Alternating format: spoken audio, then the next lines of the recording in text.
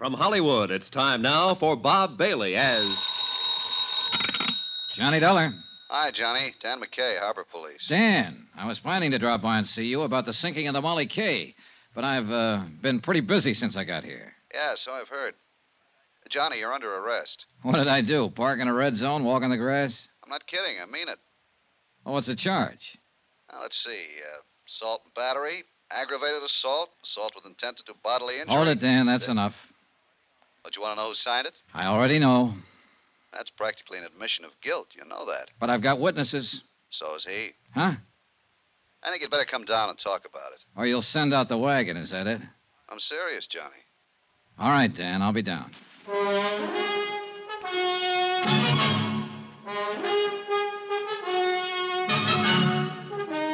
Tonight and every weekday night, Bob Bailey in the transcribed adventures of the man with the action-packed expense account, America's fabulous freelance insurance investigator. Yours truly, Johnny Dollar.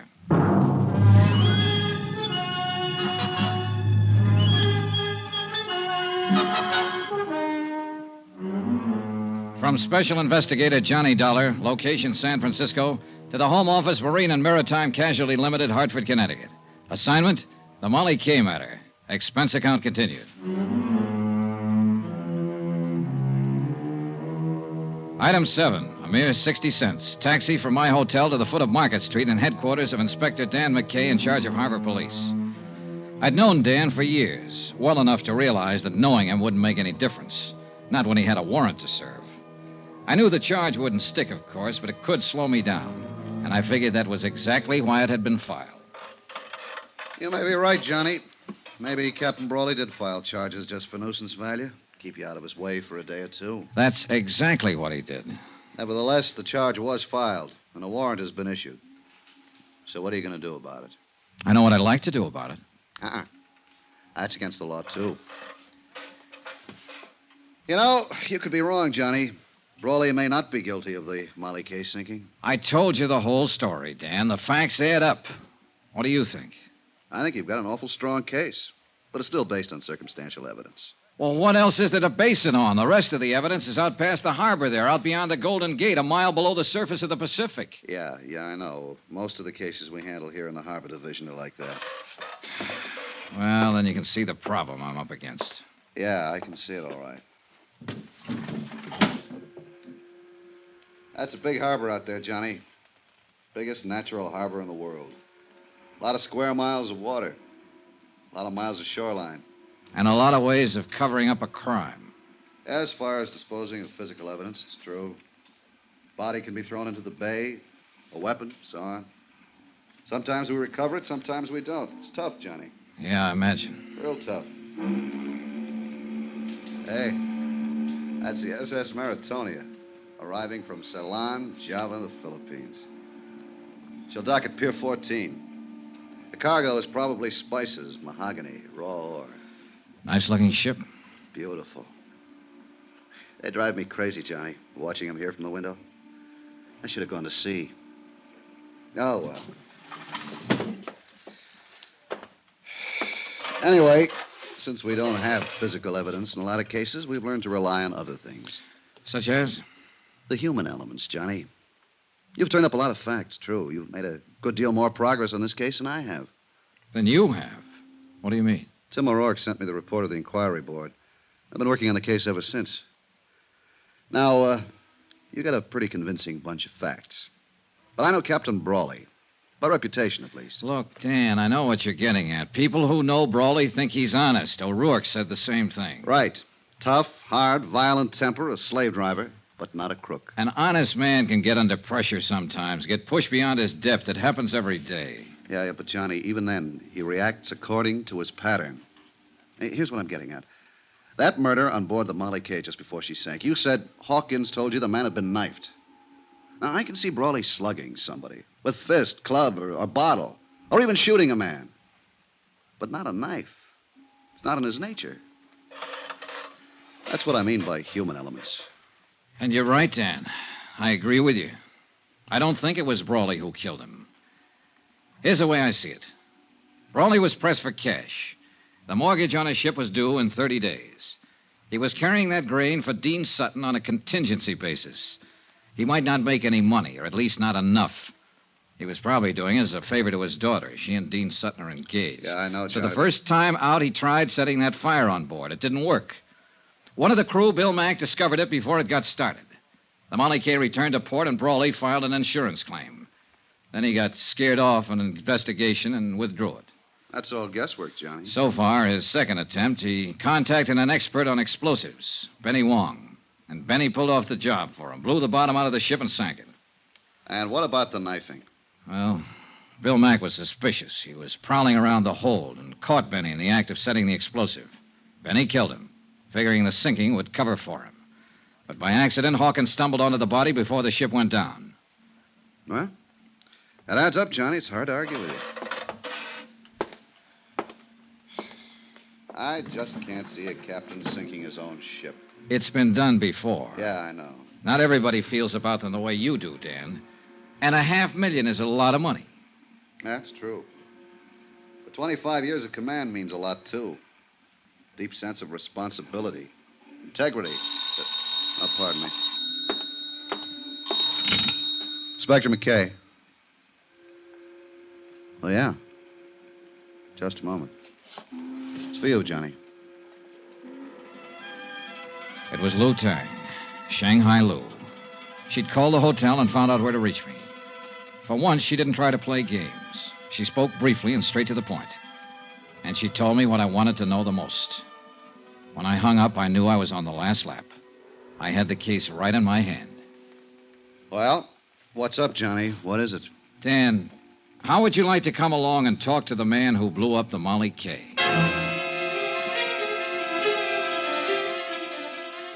Item 8, 80 cents. Another taxi. A short run from the foot of Market to Fisherman's Wharf.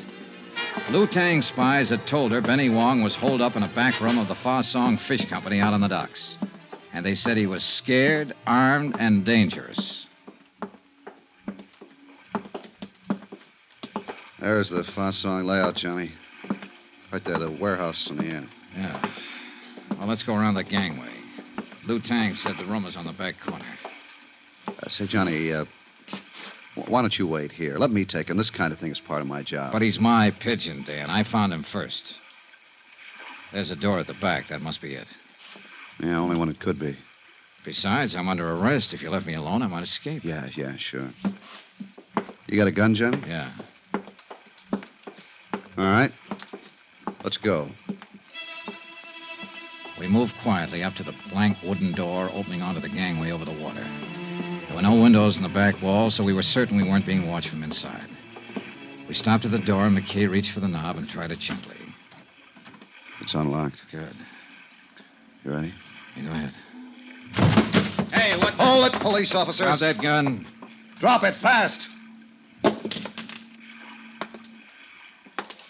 This doesn't look much like Benny Wong, Johnny. No, it doesn't. Now, look here. What do you do, Dean? Go around with a gun in your hand all the time? You're making a mistake, Dollar. I don't know any more about this than you do. Any more about what? What are you doing here, Never Dean? mind, Johnny. Here's what he means. Huh? Oh. Well. So we don't talk to Benny. Shot 3 times. Yeah. Any one of the bullets would have done the job. You weren't taking any chances, were you, Dean? I didn't shoot him. I just got here. How did you know where he was hiding? I didn't. I didn't know anything about him. I got a phone call. Somebody said to meet them here. Said they gave me the lowdown on the sinking of the Molly K. What somebody? Who was it? I don't know. Man or woman? Man, I think.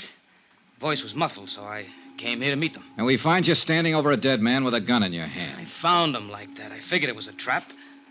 I don't know anything about him. Oh, no, of course you don't. You're just a babe in the woods. Hold it, having a- Johnny. Barking up a wrong tree. What do you mean? This man's been dead for several hours. Since early morning, I'd say. And he was shot with a .45. This gun of Sutton's is a .32. So that's that. Johnny, what was the caliber of the gun you saw Captain Brawley wearing? A .45, Dan.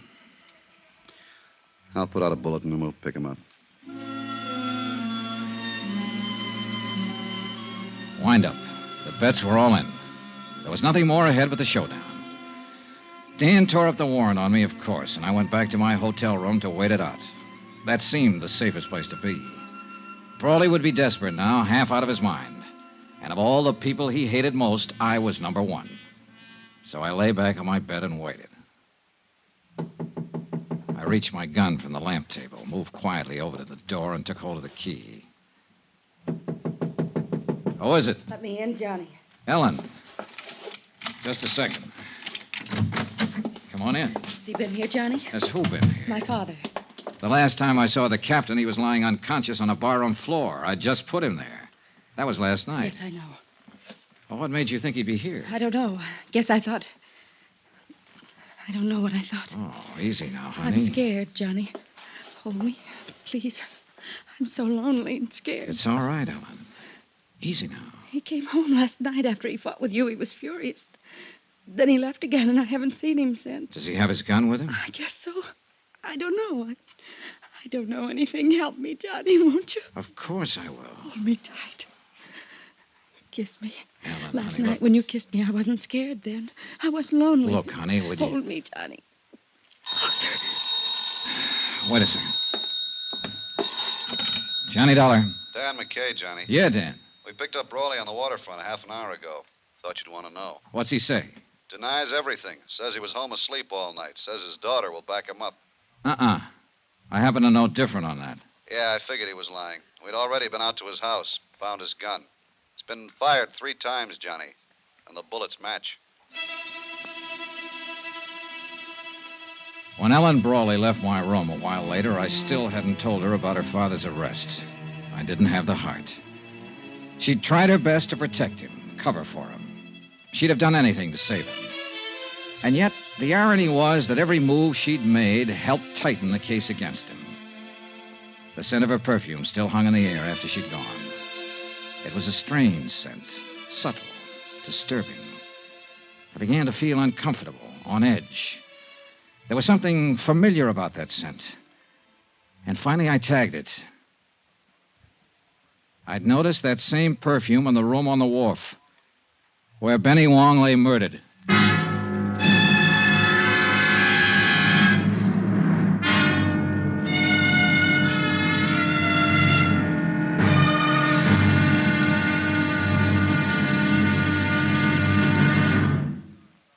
Now, here's our star, Bob Bailey, to tell you about tomorrow's episode of this story. Thanks.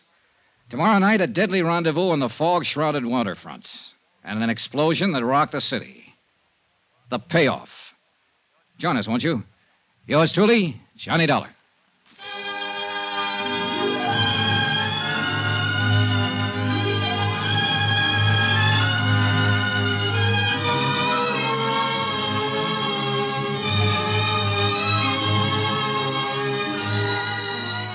Yours truly, Johnny Dollar, is transcribed in Hollywood. Written by Les Crutchfield, the entire production is under the direction of Jack Johnstone. Be sure to join us tomorrow night, same time and station, for the next exciting episode of Yours truly, Johnny Dollar. Roy Rowan speaking.